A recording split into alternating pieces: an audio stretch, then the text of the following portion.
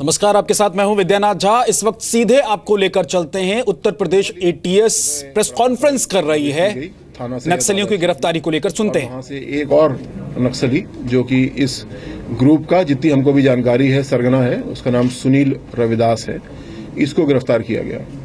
इसके पास से एक इंसास राइफल और 2 अन्य राइफलें बरामद की गई हैं और लगभग 550 कारतूस बरामद हुए हैं।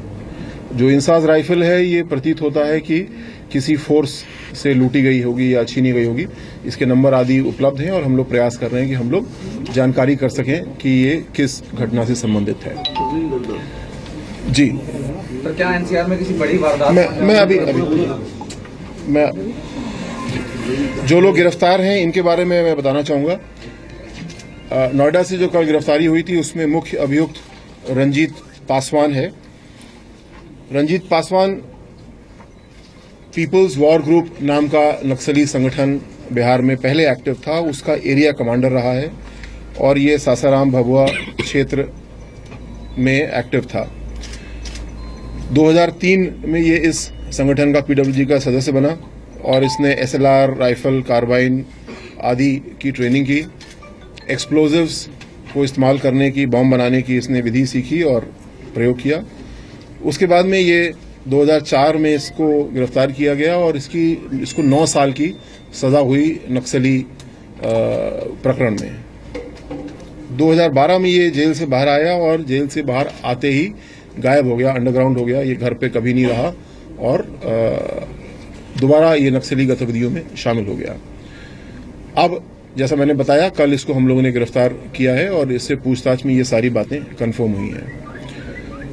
ये लोग क्यों आए थे नोएडा में, क्यों यहाँ पे बेस बना रहे थे, ये चीज फोन सर्वेलेंस से भी स्पष्ट हुई और कल रात से जो पूछताछ चल रही है उससे भी स्पष्ट हुई कि पूर्वी उत्तर प्रदेश में और पश्चिमी बिहार में इनको उतने संसाधन नहीं मिल पा रहे हैं लूट अपहरण के जरिए, जिससे कि ये अपनी गतिविधियों को जारी रख सके। इसलिए उन्होंने ये विचार बनाया कि हम लोग एनसीआर की ओर बढ़ते हैं, नोएडा में चल के बेस बनाते हैं और यहाँ पे बैंक लूट, एटीएम की लूट, फिरौती के लिए अपहरण और भाड़े पे हत्या करना, इन गतिविधियों को करेंगे।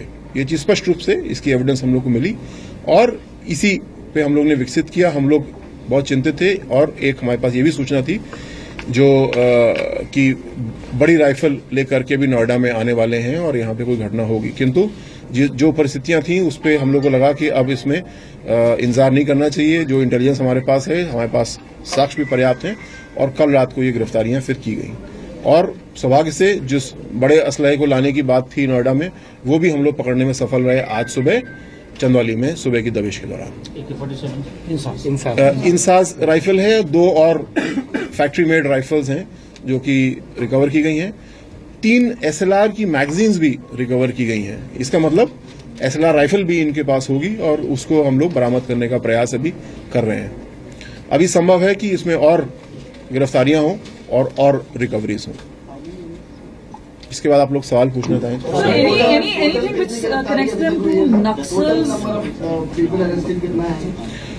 Total number of people 10।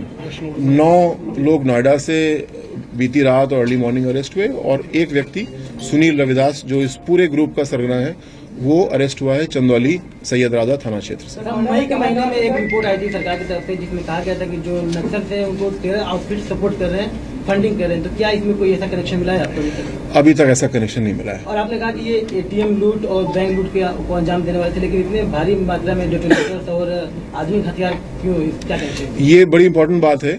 जितनी अभी तक हम लोगों ने पूछताछ की है और जो हम पहले समझ के चल रहे थे, हमें लग रहा था कि आपराधिक दृष्टिकोण से यहाँ पे आए हैं और स्थानीय अपराधियों से सांठगांठ बना रहे हैं और ऐसे क्राइम करेंगे।